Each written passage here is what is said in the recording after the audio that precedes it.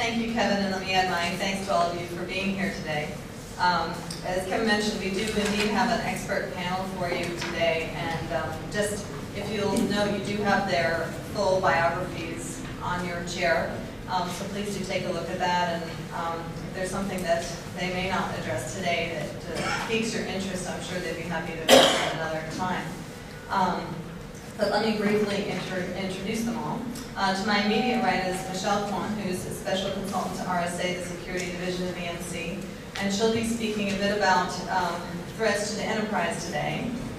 To her immediate right, Randy Jaffe is Senior Vice President and Senior Technologist of Neustar, and he'll talk a bit about the threats to the networks and the flow of data and information.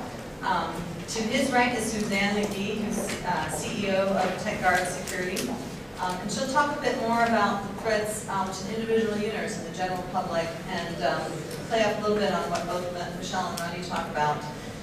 And then Hart Rossman with SAIC is Vice President and Chief Technology Officer for Cybersecurity Services and Solutions at SAIC, and he'll talk a bit about the threat to mobile applications.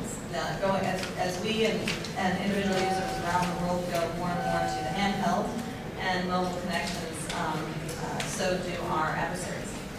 So with that and the introduction that Kevin provided, I'll turn it over to Michelle.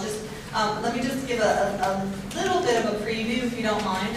We've asked each of our panelists to speak for about 5 to 7 minutes, so that we can leave as much time as possible for discussion and your questions.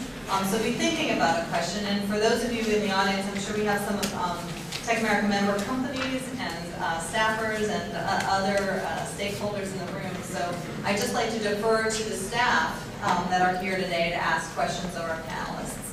So if you start thinking about your questions as our speakers progress, then keep that in mind. Michelle, with that, can I turn it over to you? That's great. Thank you very much for having